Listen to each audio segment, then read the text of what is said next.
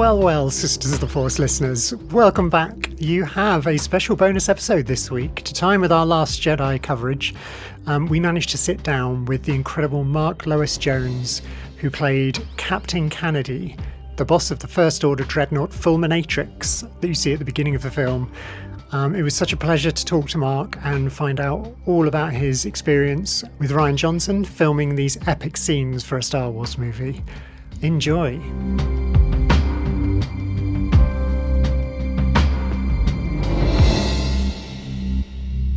Thank you, Mark, so much for coming on Sisters of the Force. You're such an inspiring Welsh artist for both stage and screen, and we're really excited that you got to be in a Star Wars film, which is just mind-blowing. I literally fell off my cinema seat when you appeared in The Last Jedi. Speaking of, we love Captain Moden Canady. He seems to be like a fan favourite all over Reddit. Like people are saying, he's one of the only truly competent and brave officers of the First Order. Can you tell us a bit about how you got the part? Like, was there an audition process, or did you just get that call? How did it come about? Yeah, it's a nice circuitous route to get in that role. As you can imagine, when you go up for anything in the Star Wars world, you don't get any information whatsoever. You don't get script, you don't get character descriptions, you get nothing. Yeah. And also every single person I knew around my age, or even younger and older, were all going up for various parts. But this was in the previous film, it's in Force Awakens. Oh, okay. Okay. And so I went up, went into a room in London, and there was a whole bunch of people there, and you're given a piece of paper with a couple of lines on it, which are not from any of the Star Wars films, and certainly not from at that time, certainly not from Force Awakens. And the casting lady said, "This is not from the film, but you're still not allowed to keep it. Yeah, just learn these two lines, go in there and say them to the camera." And that's what we all did. So you just sort of go, and find a quiet corner and go in and say the lines, and then you hand the piece of paper back, even though the lines aren't from the film. Yeah, wow. And walked out of there and thought, well, that's probably the last contact I'll have with them. Because there were hundreds of people going for, and you're not even told what part you're up for, So nothing happened. Wow. Force Awakens came out and it was great and da-da-da. Anyway, they obviously kept some form of list of people they liked, but couldn't put into Force Awakens. Because when Last Jedi came, I was just offered a part. Oh, wow. Amazing. That's so cool. So once you found out that you did have that part, did they give you any background for your character, or did you see any? No, nothing. No. Still not given anything at all. Wow. Still in the dark about what I was playing. I was just offered a part. I was told the character's name. I think I was told it was called Captain Canady. So then I went up to London to Pinewood to do a costume fitting. Yeah. And again, like ushered through and not told, don't pick up any pieces of paper, don't, Yeah. And don't look at anything. So don't look at anything. So I was, I was again given a pad this time, like an iPad, but it's not an iPad. It's just a thing. Yeah. Right? And on that were Captain Canady's lines, only his lines, everything else was redacted. Wow. Yeah. And I was told, so the costume fitting was about a few weeks, if not months, before I was going to be filming. Yeah. Okay. Wow. So they gave me this thing and they said, there's your little Winnie baby. He's going to change in and we'll call you in a minute. But you only have those lines today. So you won't be able to see them again. Okay. Until your day of filming. Now, it was only about 14 lines, but it was I was still thinking, this is like, because it's all sort of Star Wars speak as well. It's not normal conversation. Yeah. So I cheated, I did.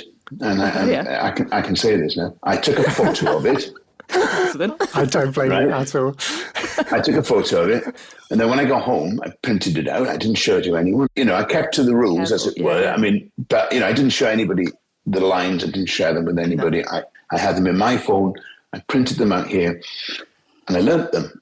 And I'm really glad I did, because, come the day, there was a lot going on, as you can see from, there was a lot of people in and sort of standing there and storming through to there and stopping there to talk about, I don't know if I'd have been able to do that on the day, because I would not have remembered those lines from 5 or 6 weeks previous that I was given for 10 minutes. Yeah, sure. So I don't have a photographic memory, funny enough. Yeah. And so, that was the first day I met Rian Johnson, that day, filming day. As you probably know, we all have to wear, in Star Wars, if you move about, if you go from your Winnebago to the studio, you have to wear a cloak. Yeah. Cover it all. Cover up cloak to stop all the long lenses getting pictures and things. So it's very secretive and very kind of strange, really, in a way. But I kept being called back as well, so I had a couple of days to do that bit that you see in the film. Yeah, it was all in Pinewood. They took over all the stages in Pinewood for that film. There was nothing else was being shot in Pinewood for that whole. Wow. But they kept calling me back. I was living in Cardiff now. I'd moved to Cardiff, and so I'd go back to London, stay in the hotel, get picked up, taken to the studio, the usual thing, all the ID stuff and everything. Yeah. And they'd do one more little shot, and that'd be it. And I'd go away again and come back a few weeks later. That's wild. They were obviously, when they were coming to the edit, they were kind of putting the scene together. And it would be nice if we had we need a close-up there, close-up there, or a look there, So it was like, I've done kind of like big budget films before, where you play sort of smaller parts and things generally in big budget films. I do anyway. But this was kind of special, even though, and I always feel a bit of a fraud when I'm on anything Star Warsy, because I'm not a Star Wars fan. I don't dislike Star Wars. I've just never been, so in a way it was wasted on me, to be honest. Well, I don't know. I mean, I think like what you put into it, came across. So it felt very Star Wars. So even if it's not in your background, you somehow tapped into that. You knew how to play it. I did I watched Force Awakens, and of course I was aware of the earlier films, the young Harrison Ford films, but when it came out, my son was, when did this come out? About 2018 or something, was it? Yeah, it was around then, 2017, I think. Yeah. Okay, well, in that case, he was, 8 years ago, he was, 13-ish or something like that. Yeah. And he had a group of friends and the dads, and we all went to watch it together. So it was kind of like, nice. And I think it was kind of like a bit strange for him. And everybody else's, I'm sure. Everybody else's dad, mechanics and engineers and teachers and bankers and accountants. And there's my dad. I think he preferred to kind of be, normal. Detached, So when the main shoot day, which is where I guess they got the bulk of the shots with the whole bridge, and you can see everybody running everywhere, the energy is incredible. And obviously a lot of that is your performance, you're just bringing that strong leader kind of energy. But how did you and the cast kind of create that? Were you given specific direction as a collective? The lighting's really intense. It's got that kind of full on vivid red. Did that, how do you get that energy as a group and maintain it? The thing I always say to people about that particular day and that scene is it did look like that. The inside of the bridge was just like that. There's no CGI or anything. It was that big. It was that color. There were that many people. It was the outside bit was of course a green screen. Green screen, But Domhnall Gleeson, he actually came in for the day, even though in the scene he's a hologram. He actually came in and stood next to the camera. So because we're talking to each other through sort of hologram in the scene, but he came for the day, which I thought was wonderful. That's amazing. Yeah. No, I think that the credit really goes to Rian Johnson, I think, because, he, with all of that stuff that goes on, all the sort of secrecy and the cloaks and the whole thing of Star Wars, the whole world, when we came to doing the scene, it was like working on anything else then.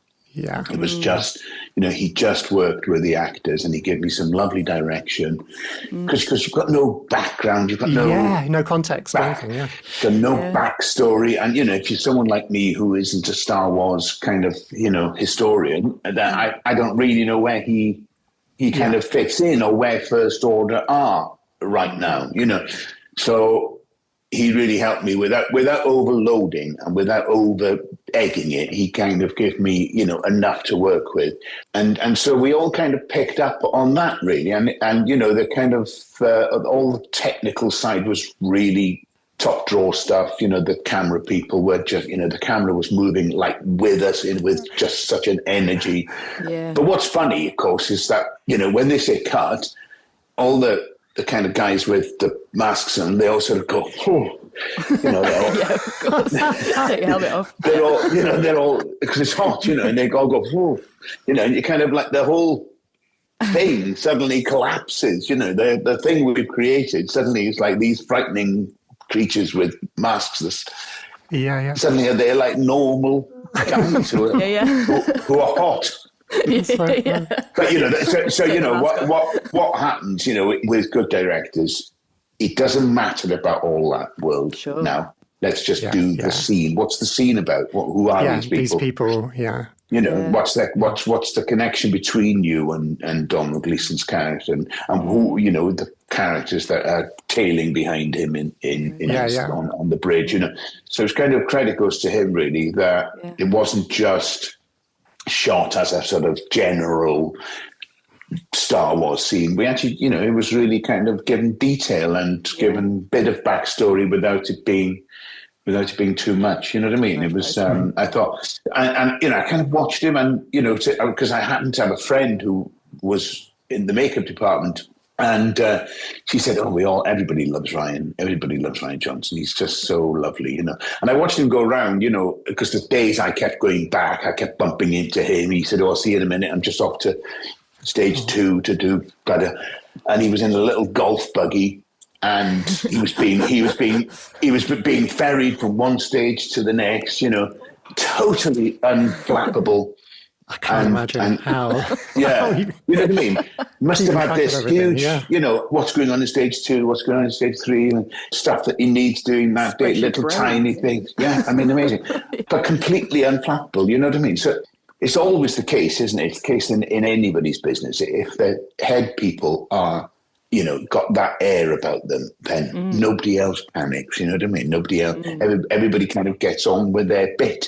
Yeah. And so it was, even though it was like a massive, huge takeover of Pinewood, it was really kind of, it was a nice atmosphere there, it was kind of, So it was, but, it wasn't just any job, obviously, I was aware that there was this huge industry behind it, and history. Of course. You've kind of answered our next 2 questions, actually. Very, very. Tell me what they are, just in case I can put something else in. So you put some in there.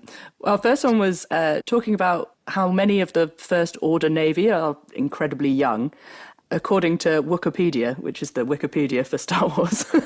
I am aware of that. I have become... You've become aware later. Yeah. So it says that Canady was an officer for the Empire years before some of them were even born.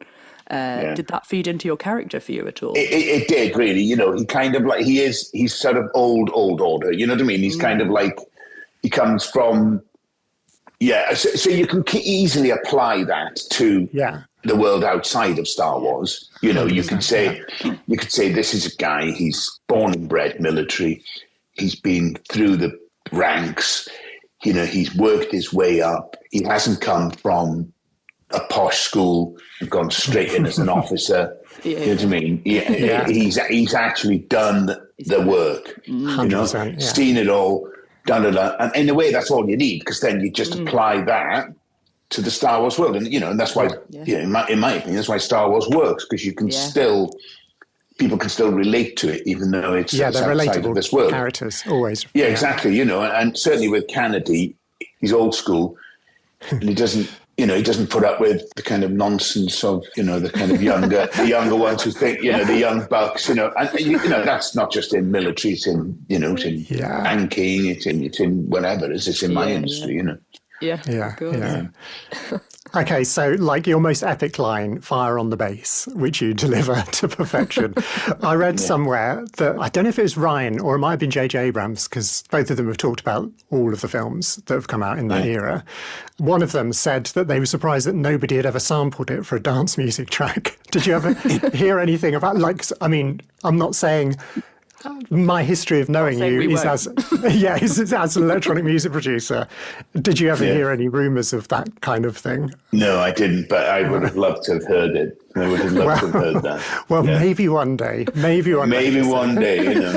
But it's crying out for it. Like the tone that you give is so full on and so high energy. It's brilliant. Yeah. But the lovely one as well, which we did quite a lot of times, and I think it's one of the ones I went back to kind of redo. I think was the moment he knows he's going to die. That moment. That shot. Oh my gosh! Yeah, it's like a push in. And exactly what I said earlier about the camera guys. Storming towards me. And you just hope that you've got. Because it's just, when you play a character it's a small piece in a big film, the detail still has to be there, especially, and it's right at the start of the film, because it kind of sets the tone a bit, and those who know the Star Wars world know what this means, they know what that explosion means, and its consequences, Yeah. Okay, well, finally, before we finish, is there anything that you've been working on that you want to tell our listeners about? Anything like acting-wise? Because I'm sure they'd love to check it out. Well, there's something I always wanted to do, which is an Agatha Christie. And there's one coming out quite soon called Seven Dials. It's on Netflix.